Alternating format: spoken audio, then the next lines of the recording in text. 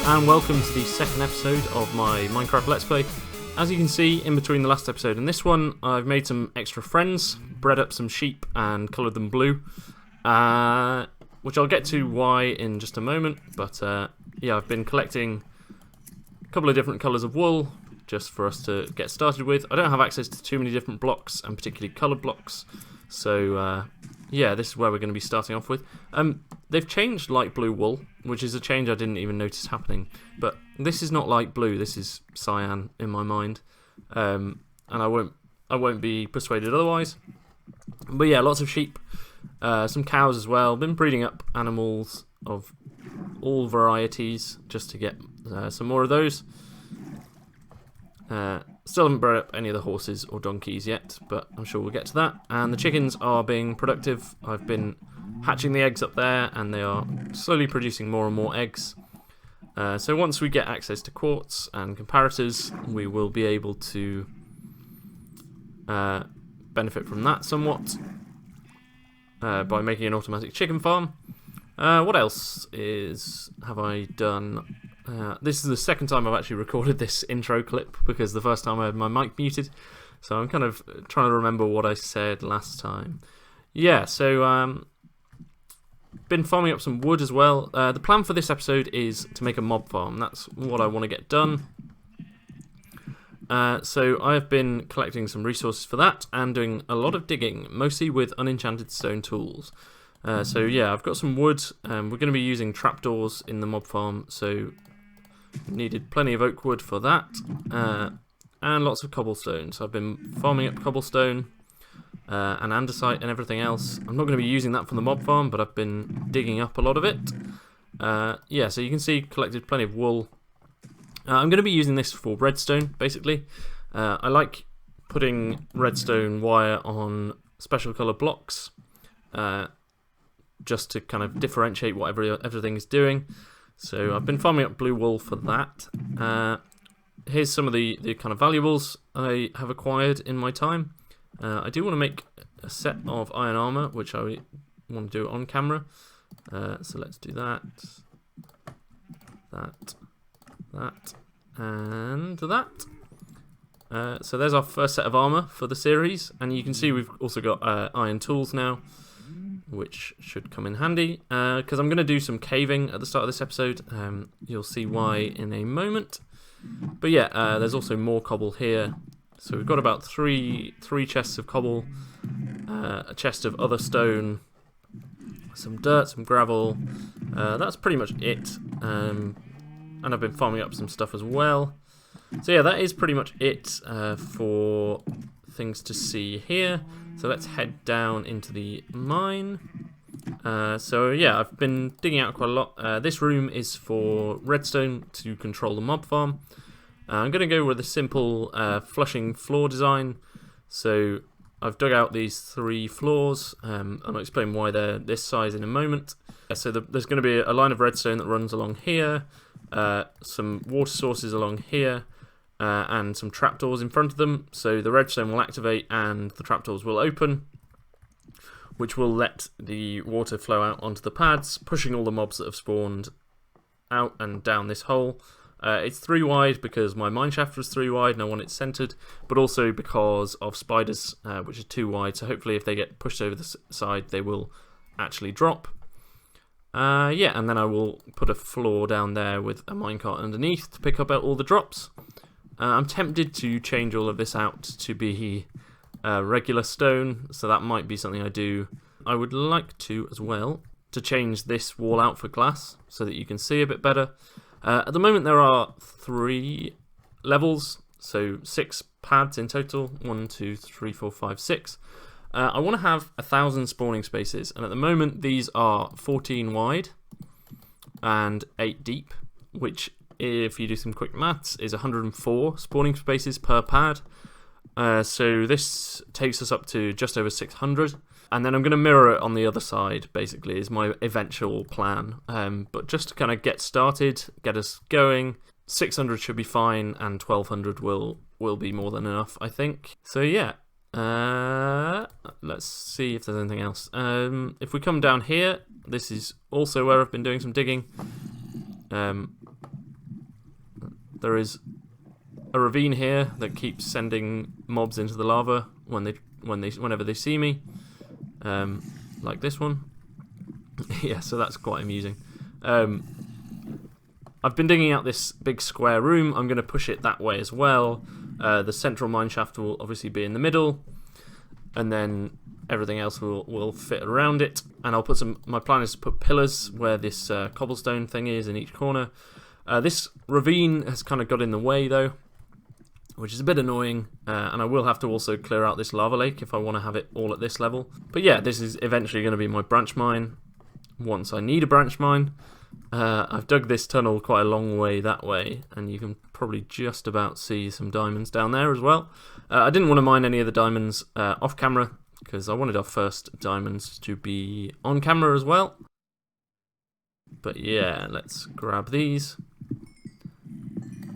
like so. So let's get rid of some of this lava under here.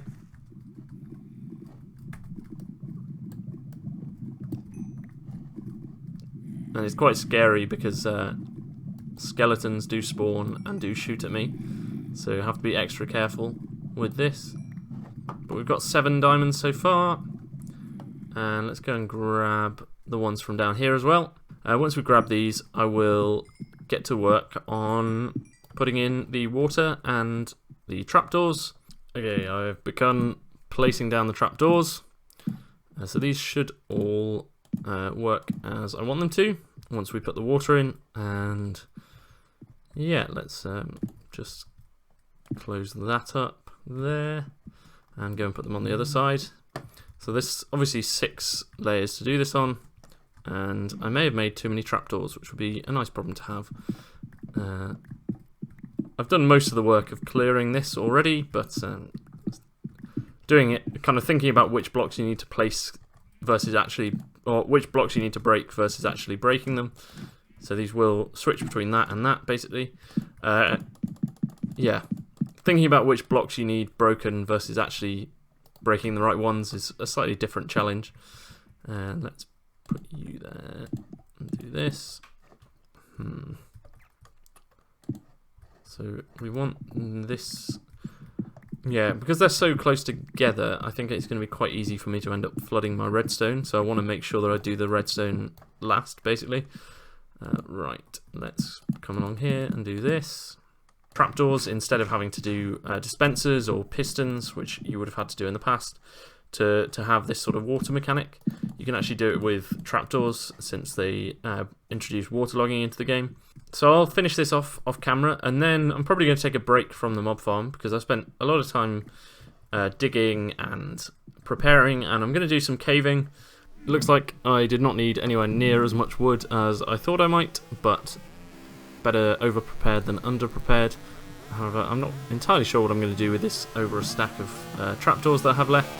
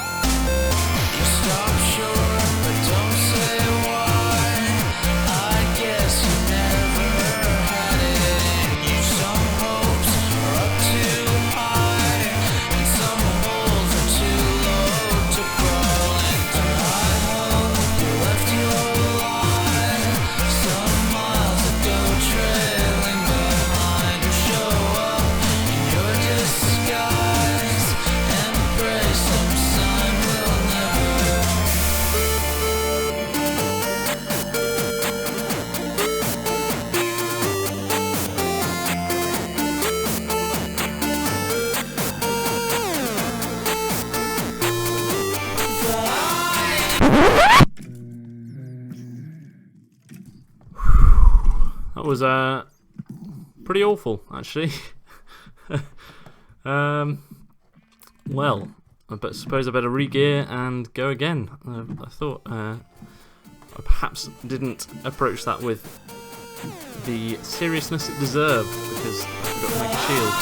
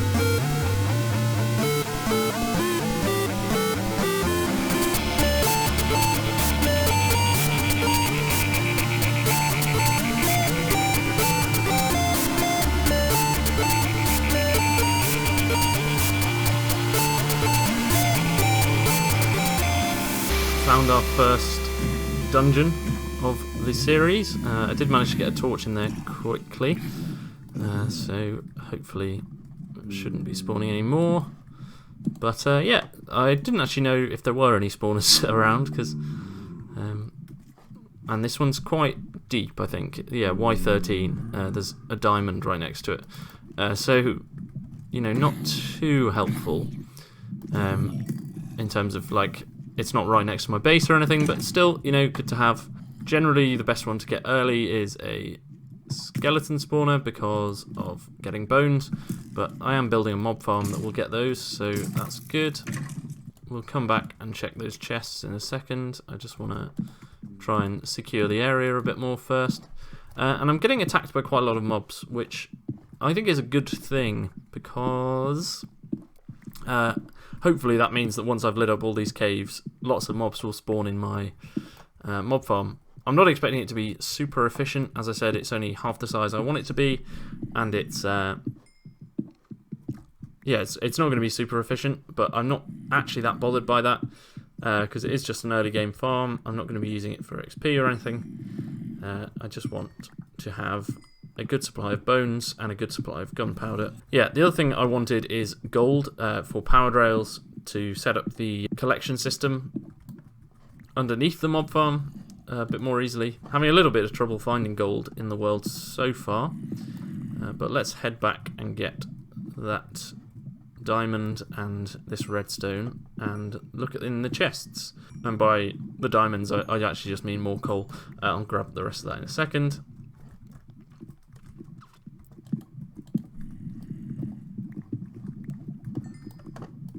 How many is it? 1, 2, 3, 4, 5, and 6. Yeah, so pretty good haul there. I should make an enchanting table already. I will get to that once we finish off with this caving section.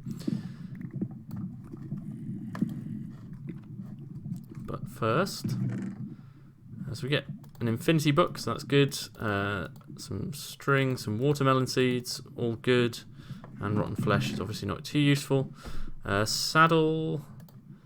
Yeah, the diamond horse armor is cool as well, because we do have horses. Lots of bones. And we'll take the string as well. Yeah, I need string for dispensers, basically. That's, I think, the only thing I really need it for. I've got wool. I've got source of wool because I have sheep, but I don't really have any sources of string, and I think I only have 3 string left in my base. So yeah, I also didn't bring a water bucket, but I do now have a bucket. So if I find a water source, I will be able to traverse over this lava a bit more easily.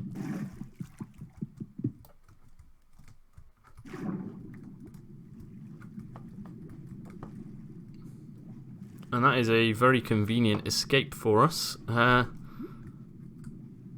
into the ocean, which means I don't have to dig my way out. I was running low on food and a bit low on inventory space, so I'll probably actually stop there for now. This little cave, by the way, I wanted to show. It just leads up to the island here. And I don't actually have any inventory space at the moment, but there are some red mushrooms here, so we can grab those in future and possibly set up a farm of some sort. There is a wandering trader here which trades for a dark oak sapling, which would actually be really, really useful for us if we could get 4 of those. But sadly I do not have 20 emeralds, so instead I am just going to murder him. Just to give a quick overview of everything we did in that session, you can see all the chickens we've now got. Firstly, you can see there's still a lot of dark spots and caves and stuff to light up over here. Even in the ravine, we didn't actually get to lighting up all of the ravine, but it's a good start. We've managed to get quite a lot of this done, and I will continue probably doing most of this off camera, but I will continue clearing out any of the caves I can. Also, there is this the spawners over here, so we may end up doing something with that. So anyway, I will get back to the mob farm now. I have put down most of the blue wall blocks we're going to need. I do have some more on me though, and I've also tidied up the walls of this room at least with some smooth stone. Got rid of all the diorite and the granite and stuff. This room doesn't need to be this big. The thing I haven't worked out yet is how I'm going to do a timer system without hoppers, without a hopper clock, because I don't have comparators or sticky pistons. But we'll get to that when the time comes, I think. But yeah, so if we put that like this, and I'm just going to do the first one of these on camera and show kind of what my plan is here. So basically, plan is to run this along here like this, place that torch there, and then I'll come back to do these. I'll do these from the other side. So what I'm going to do here is actually put stone bricks above these, like so. Yeah, and the other advantage of using wool over like stone bricks or something, I'm just going to get rid of that single piece of andesite. This hurts me seeing this, but because it's like, yeah, because I'm not really going to come back here, I don't think there's any point actually investing the time to change it all out for smooth stone. But the good thing about using wool is you won't accidentally break it with your pickaxe, it takes so long. So if I am digging somewhere and find wool, I won't break it by accident. And then let's come down to the next level. So the way I'm going to do that is probably with a redstone torch like that onto some dust, and then like so. So this line is off, and this line is also off, and I'm going to swap all of these out for stone brick, I think, like block with dust on and torch, and then we just place the redstone dust. Let's grab a little bit more of it, place the rest of this dust along here like so. I finished up all the wiring, and I also couldn't control myself and ended up deciding I am going to replace all of the andesite, diorite, sandstone, cobblestone in the floor and walls with smooth stone, and added this little trim as well. So yeah, that's what I'm doing at the moment. So I've been cooking up plenty of smooth stone. This is the worst bit to do it because there is ocean right next to me, which is the other reason why these are only 14 wide. Partly it's because it divides, it's easy to do with redstone, it divides nicely, or it times nicely up to 100. The other reason is that I hit the ocean there, and I don't really want to build, even though I could extend this out that way anyway, I don't really want to build like a weird box that sticks out into the ocean that you can see from outside. I want it to be maintained within our island if possible. So at least, unless you look very closely, you won't really notice that it's here. I have just been breaking and now placing stone like this for most of the time, but I have also finished off the redstone It's pretty much all done, apart from the timer system, which I need to have a think about. As you can see, some of these platforms had bigger holes in than others. I'm now filling up the final set of trapdoors. I thought there'd be a faster way of doing this, but nope, I've had to place every single water bucket myself, but we are onto the last ones now. A little bit dark.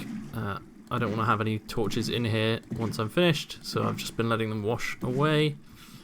However, we can grab that. I need to close up this gap as well, like so. I haven't done the walls of the drop shaft yet. We'll probably do that at a later date, but for now I just wanted to get it operational.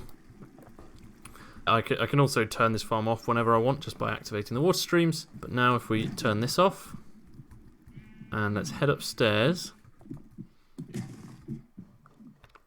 I'm going to sleep quickly because it's not mob proof, this island, and I keep getting attacked by skeletons, which are fine because I can kill those, but if I get creepered one day when I'm coming out of my mine shaft, that's going to be sad.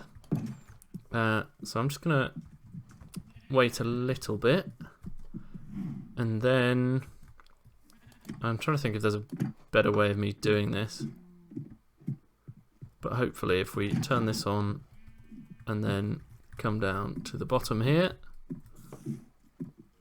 we might see we just missed something falling.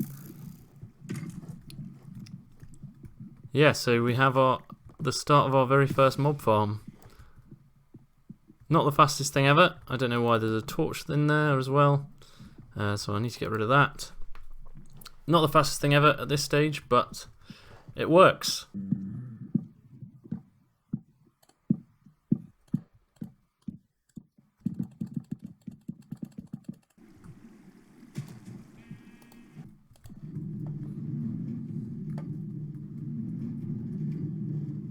I can now at least kill them whenever I want to, just by dropping them onto this area, and then once I'm ready to start actually collecting loot, we can do that as well. So next thing to think about is how to periodically flush them. Yeah, and as I said, I would use a hopper clock, but that's not an option, so I'm going to have to think of some other ways to potentially do that. I do want to finish off lighting up this, particularly this ravine, if nothing else, just because, yeah, I can always hear those skeletons and stuff spawning. Right, yeah, so let's carry on, I guess. I better go and get some food as well. So I'm in the in my brand new redstone test world, which I've made. Hopefully just for this series, but I'll probably use it for anything I want to test from now on. Previously, I've kind of made a world every time I've wanted to make something, but I think I'd quite like to build up a sort of set of redstone stuff all in one world to kind of look back on in future. So yeah, welcome to my redstone test world. I wanted to look for a kind of interesting way of doing a timing system for the mob farm. So basically, I want it to trigger every minute or so. Or maybe a minute and a half, flush out all the mobs, and then let stuff start spawning again, until we've got hopper clocks, which need pistons and sticky pistons, and all those sorts of things. Like, I wanted a different way of doing it, and so the first thing I came up with was, I think, quite an interesting idea, was to use melons, so growth of melons. Melons are a solid block, and I did find some melon seeds in that dungeon, which I found. So if I simulate what would happen here, basically every time a melon grows, we get a pulse up here. So if I do this, just to show what I'm talking about. So every time a melon grows, we get a quick pulse, and you see the light turn on. So I would then use that pulse to go into a system that would flush them out for a few seconds. Let's set that to 3 again. That would flush out mobs for a few seconds, and then reset, but I think it's too slow, basically. So that was at random tick speed 1000, so that was 300 times normal speed. But with only 4 plants, it's just too slow. It doesn't trigger often enough. So the way it's working is basically whenever a melon is grown, comes over here, this piston triggers, breaking the melon, but it also activates this redstone dust, which leads up through this tower, and that's where we get the pulse from. So the other option I thought of was just to do a simple clock like this. But obviously, in order for this to be a long enough clock for it to rotate round, this is just going to have to be massive. So I got rid of this idea. Let's just turn that off, and that will now stay on forever. So then I was thinking about using dispensers, dropping on items onto pressure plates, but 5 minutes is probably not often enough to be flushing mobs out. So I wanted to try having 5 different ones. Putting them next to each other like this doesn't work because they don't shoot directly out. I hope that the glass panes would make them drop straight down, but it doesn't actually work like that, sadly. So then I switched over to this design, which is the one we're actually going to build. And it's still not very elegant. It's still got this big repeater loop coming out here, which I'm sure I can think of a better way of doing this, but I don't really want to think of it now. So the way this works is basically I will drop an item onto each of these pressure plates about 1.5 minutes apart from each other. And that way, when the first one despawns, so basically when any of these despawn like this, we get another one gets shot out and we get a quick pulse. And then this is going into a T flip-flop. But because I don't have any pistons or comparators, T flip-flops are not that easy to make. I think something else just despawned. T flip-flops are not that easy to make, so I had to go and find a really old video that someone had made of a pistonless T flip-flop. The Zoomovoid had a design, but I couldn't actually get it to work.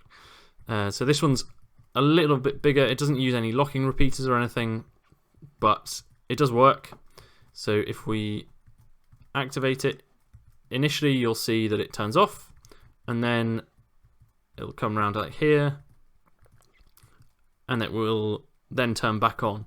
So I need that because I want the water to flush them and then retract again. So I need a few seconds delay, which is what this circuit of repeaters is doing. But basically, it's just a T flip-flop that just looks a bit more complicated. So if we use it in this way, and apparently this one I built wrong, but if we come over here, if we step on this pressure plate, it turns on. Step on it again, it turns off. So yeah, I will hop back into the Let's Play world and build this monstrosity. I'm sure there's better ways of doing it, but I think I like doing this one because I thought of this one. Okay, I have been kind of hard at work. I've put all of this redstone in and it's ready for us to turn on. I've also done, I've sort of thrown together the collection system down below, so that will work. I do just need to get a couple more of these power rails, which I'll put down there when I go.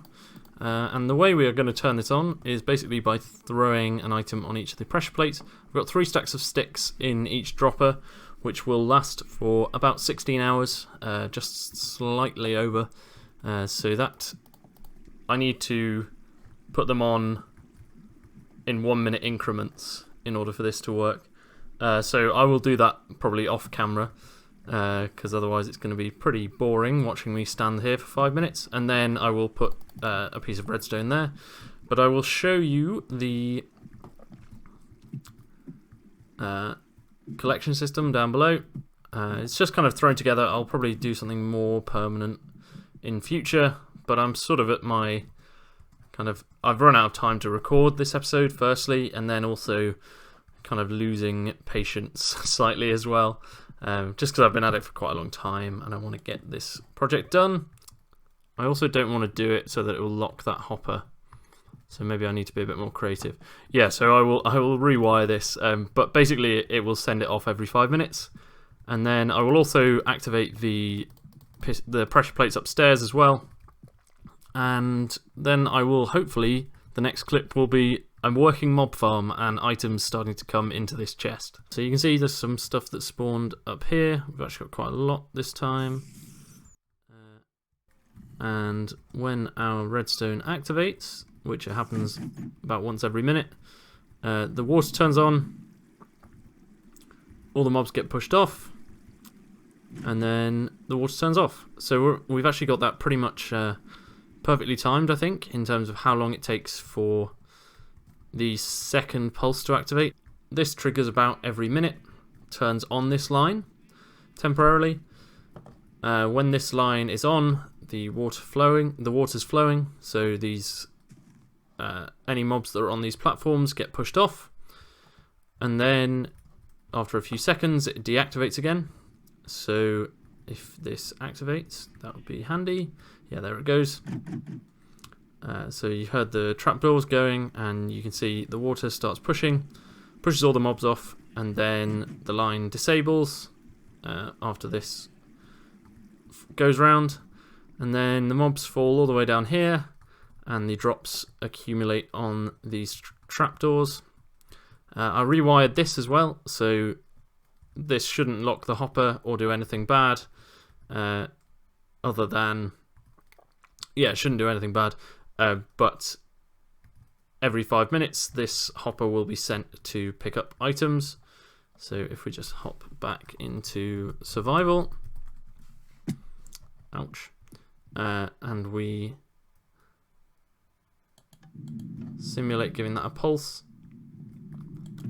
that will go pick up all the items, and it runs along the floor here. I'll think about better ways of doing that lever, finding a way to power the rails in the middle than that lever, and then the minecart comes back, drops off everything into the hopper, and slowly but surely we get all the items. So not the fastest mob farm by any stretch, but a mob farm nonetheless, and it's taken me quite a while to put together. It will be sped up quite a lot by lighting up the caves, I think, and we're capped on the number of items we can get per hour by picking up the minecart anyway. So this is very much a basic first mob farm, not meant to be anything crazy. I don't have iron for loads of hoppers, I don't have sticky pistons, I don't have many things, but I'm quite proud that we managed to get a working mob farm done today. So it's now the next day, and I have been kind of doing some mining off camera and getting everything set up in the world, doing a lot of caving, getting all the caves lit up, getting rid of all the lava and digging out the centre of the mine shaft to get us set up. But I did find some diamonds whilst we were caving, so I think I just want to grab these. There's only 4 of them, sadly. I did get that one. I've put some blocks down underneath me, but there is still lava pretty close. And number 4.